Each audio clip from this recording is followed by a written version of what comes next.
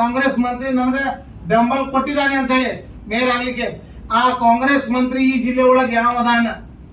ಅದಕ್ಕೆ ತನಿಖಾ ಮುಖ್ಯಮಂತ್ರಿ ಅವರು ಮಾಡಬೇಕು, ನಿಷ್ಪಕ್ಷ ತನಿಖೆ ಆಗಬೇಕು. ಈ ಕಾಂಗ್ರೆಸ್ನವರು ಯಾರು ಹಿಂಬಾಗಲದಿಂದ, ಯಾಕಂದ್ರೆ ಬರೇ ಹಿಂಬಾಗಲದ ವ್ಯವಸ್ಥೆ ಇದೆ ಪ್ರವೃತ್ತಿ, ತಾನು ಹಿಂಬಾಗಲ್ದೆ, ತನ್ನ ಸರ್ಕಾರ ನಡೆಸೋದು ಪದ್ಧತಿನೂ ಹಿಂಬಾಗಲ್ದೆ, ಕೆಲಸ ಮಾಡೋದು ಹಿಂಬಾಗಲ್ದೆ, ರಾತ್ರಿ ಕೂಡುದು ಹಿಂಬಾಗಲದಿಂದ. ಯಾವ ಕಾಂಗ್ರೆಸ್ ಮಂತ್ರಿ ಜೊತೆಗೆ ಹಿಂಬಾಗಲ ಒಳಗೆ ಹೋಗಿ ಕೂಡ್ತಾನ ಅನ್ನೋದು ಸ್ಪಷ್ಟ ಆಗ್ಬೇಕು. ಯಾಕಂದ್ರೆ ಅವನ ಬಾಯಿಲಿಂದೇ ಬಂದದ ಇದು, ನಾವು ಹೇಳ್ತಾ ಇಲ್ಲ, ಯಾವ ಮುಸಲ್ಮಾನ್ ಹೇಳ್ತಾ ಇಲ್ಲ. ಕಾಂಗ್ರೆಸ್ಸಿನ ಒಂದು ಮಂತ್ರಿ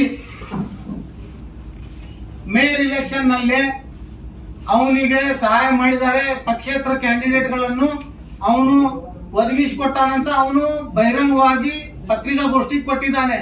ಅದನ್ನು ಉದಾಹರಣೆಗೆ ಆಧರಿಸಿ ಇಟ್ಕೊಂಡು ರಾಜ್ಯದ ಮುಖ್ಯಮಂತ್ರಿ, ರಾಜ್ಯದ ಗೃಹ ಮಂತ್ರಿ, ಮಾನ್ಯ ಉಪಮುಖ್ಯಮಂತ್ರಿ ಡಿ ಕೆ ಶಿವಕುಮಾರ್ ಅವರು, ಡಾಕ್ಟರ್ ಎಂ ಬಿ ಪಾಟೀಲ್ ಸಾಹೇಬರು ತನಿಖಾ ಒಳಪಡಿಸಬೇಕು. ಕಾಂಗ್ರೆಸ್ ಮಂತ್ರಿ ಯಾವದಾನ ಅವನಿಗೆ ಮಂತ್ರಿ ಮಂಡಲದಿಂದ ಉಚ್ಚಾಟನೆ ಮಾಡಬೇಕು.